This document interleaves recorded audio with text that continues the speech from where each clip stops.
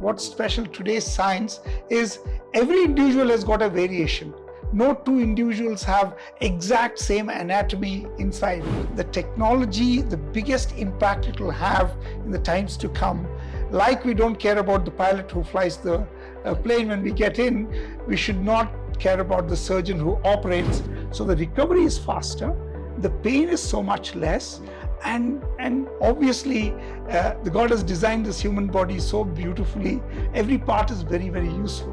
The most exciting times for a surgeon, nothing can be more reassuring than to superimpose a pre-printed image virtually on a patient's body in the operating room.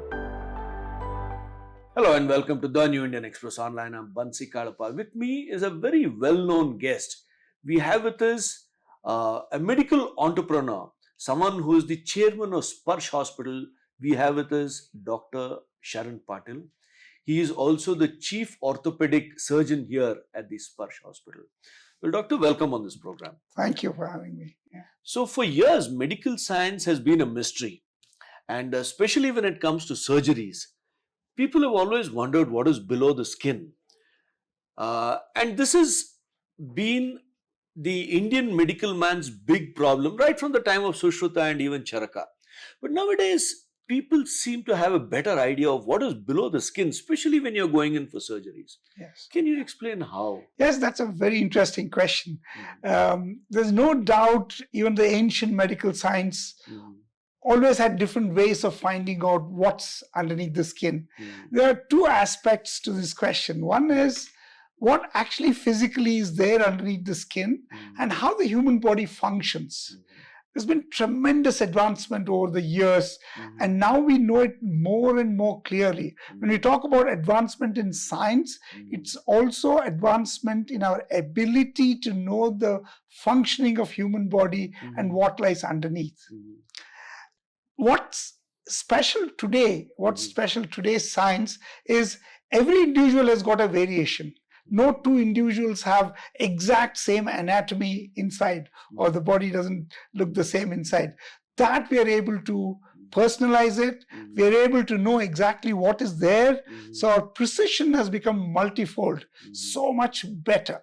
That's the beauty of today's diagnostic tools and the science. Okay. Now, knowing what is underneath, does it make an impact or a change? That prior knowledge, does it make a difference? Of course it does. It does a tremendous difference, I would say. So if you are not aware, medical errors form the biggest complications in medical science. We don't have great data and statistics in India, but the American statistics clearly shows the biggest percentage of complications for anything we do are out of medical errors, a lack of judgment. People who are familiar with medical science and the anatomy and the books we read, every part of our body is color-coded. The arteries look red, the veins look blue, and the nerves look yellow in the anatomy book. But we as surgeons, when we get inside, all we see is blood and we don't see any color-coded stuff. So it makes it so much more difficult to work on something which we know theoretically, but when we go inside the body, it's not there. So this clear understanding prior and the variation in every individual's anatomy is the biggest help, and this will decrease the medical errors and complications in a very big way. I can just add here, for an experienced surgeon, I've spent 30 years operating. For an experienced surgeon, probably we have had a learning curve, we have learned out of the errors, we make less and less errors as we are more experienced. But my concern is this world does not have time for 30 years of experience to do the perfect job. I would like to think a freshly graduated surgeon also should do equally good job as an experienced surgeon. The reason I say that is, why should some human life be subjected to somebody's learning curve?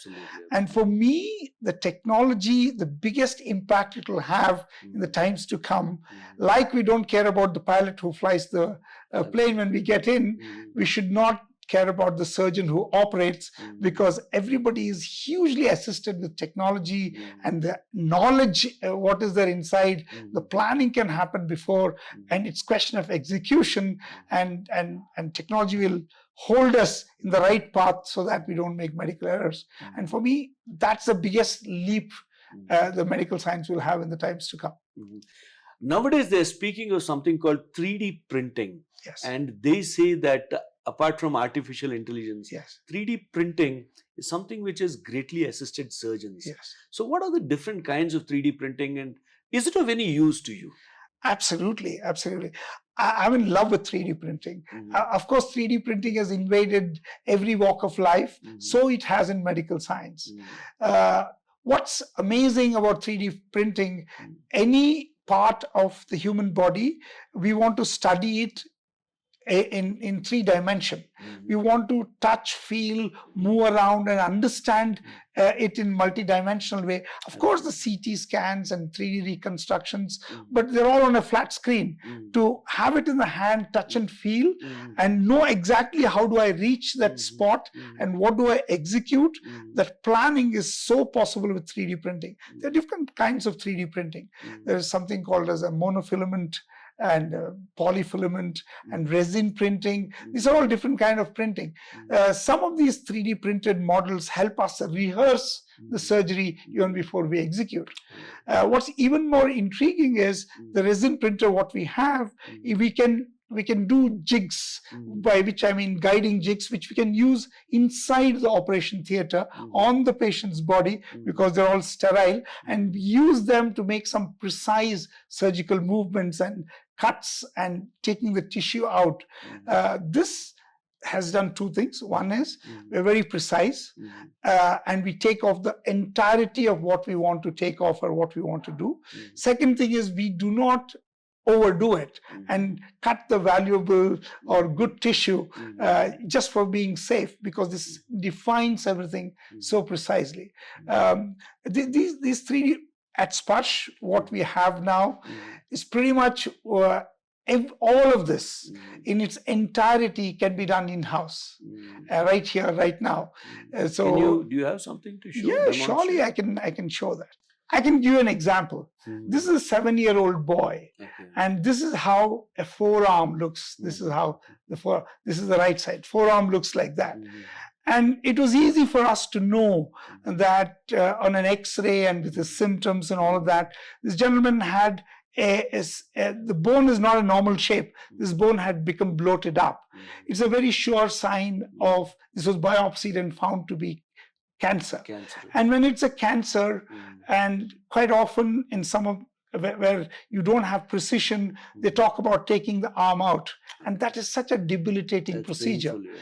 So all we did was did the scans of this, and we say scan in the morning and plan in the afternoon and execute the next morning. So it's as crisp as this because everything is in-house. So we scanned this and we printed it and planned it and executed next morning. What did we do? We knew exactly where that tumor is and where the blood vessels are running right in front. It will clearly tell me where they are. So I need to know that this blood vessel need to be moved out, and precisely the whole tumor can be excised. What we did with this boy, and what's even better, when we go inside, this gives us so much of precision.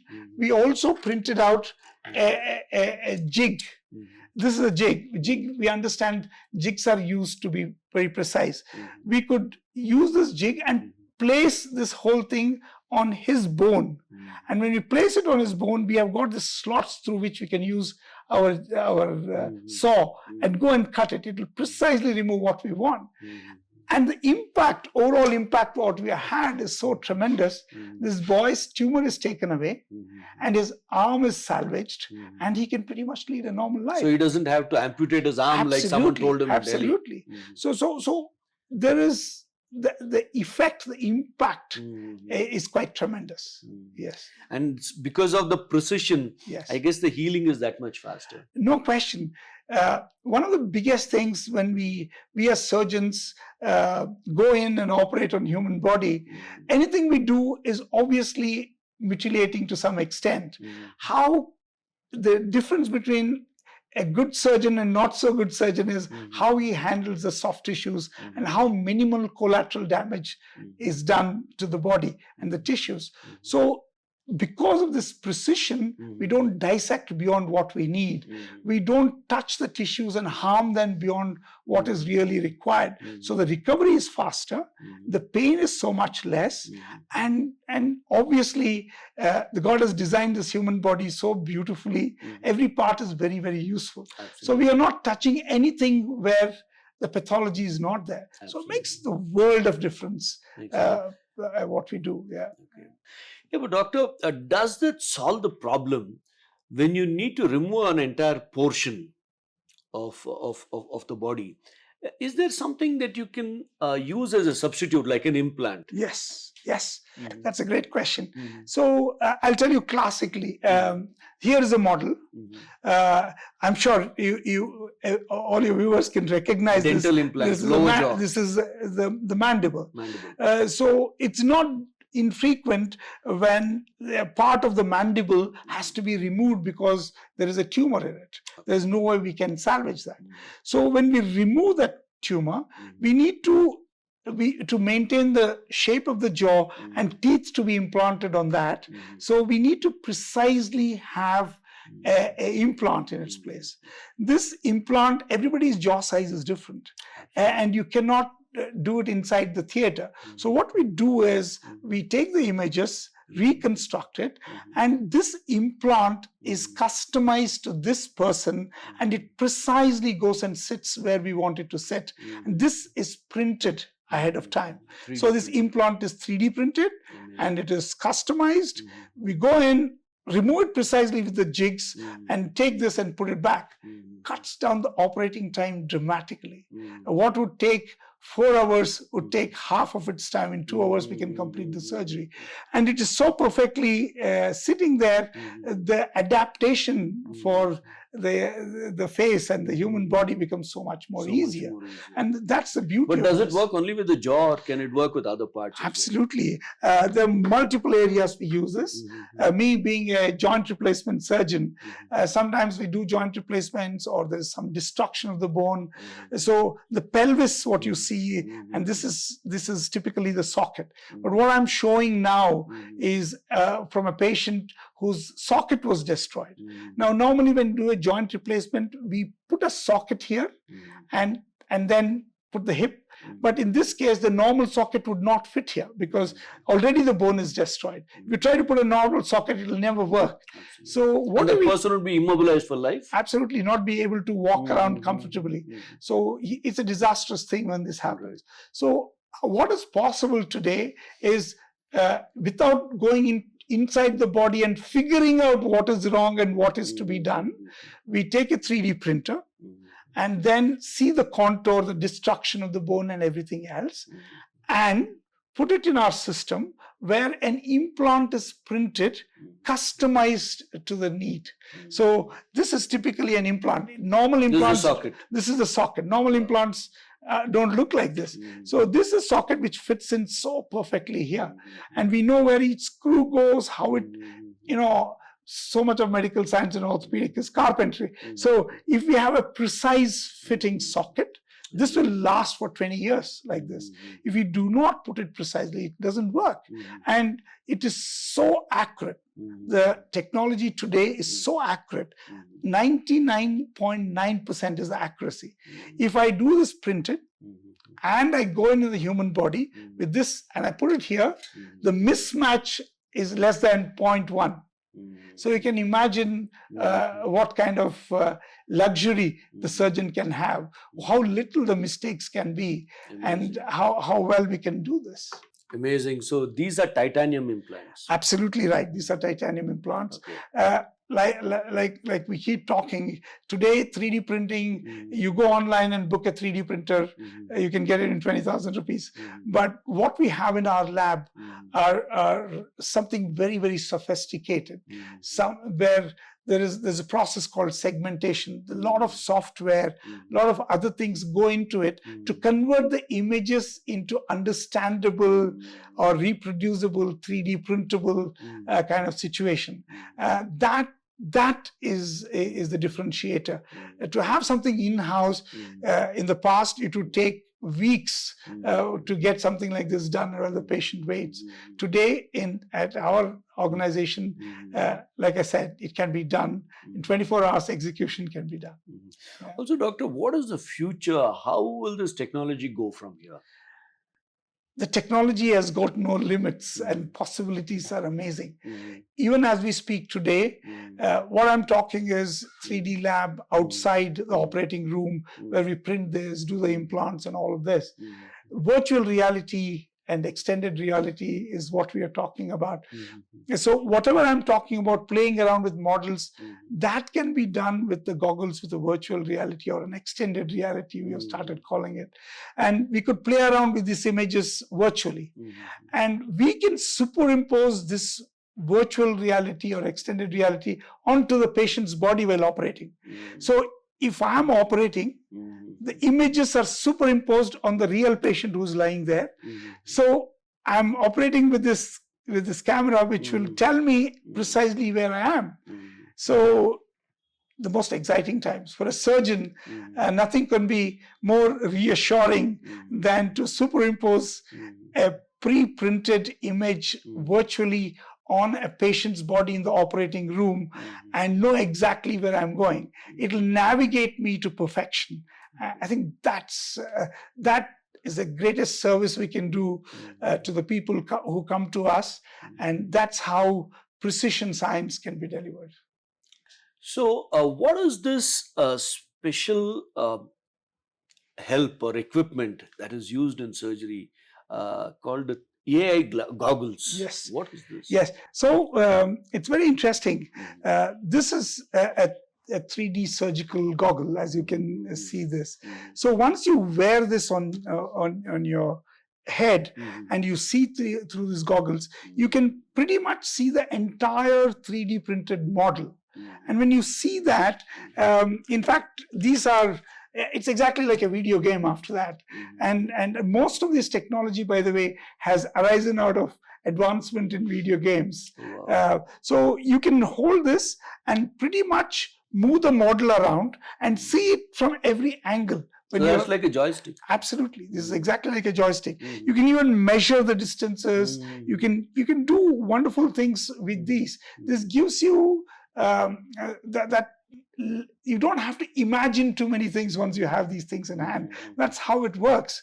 And what's even more interesting is multiple people sitting out of multiple places can see the same image at the same time and have a great conversation as to what is the best way forward and how can we do this. That's the beauty of virtual reality. It can be multiplied. It can be seen in different places. Yeah. Now, how difficult is this 3D printing lab? Yeah. And can every hospital afford it? Because you have so many clinics in remote areas, yes, which don't have the wherewithal. Yes. No, it's absolutely not necessary for everybody to have it. These 3D printing labs are expensive. It's not easy to set them up. Having said that, it's absolutely not necessary. Today, we can do a 3D printed model or create a virtual model, distance agnostic. Somebody can send the images of the body, the scans which are done anywhere, from Africa to Jayanagar to anywhere in India. They can send the images. They can be converted into virtual 3D printed 3D images, and we can play around with them, and that can be transmitted back to the places where they need it, and they can operate in their place with this. So for your question, there's absolutely no need for unnecessary duplication. Multiple people can use the same one. For example, we have multiple hospitals in Bangalore. All our hospitals use only one 3D lab, and all of us are not experts in everything. Sometimes we need opinions. We need to discuss this. Somebody in Japan may be an expert. Somebody may be an expert in America. We can, maybe in different continents, we can bring them all together and discuss this problem.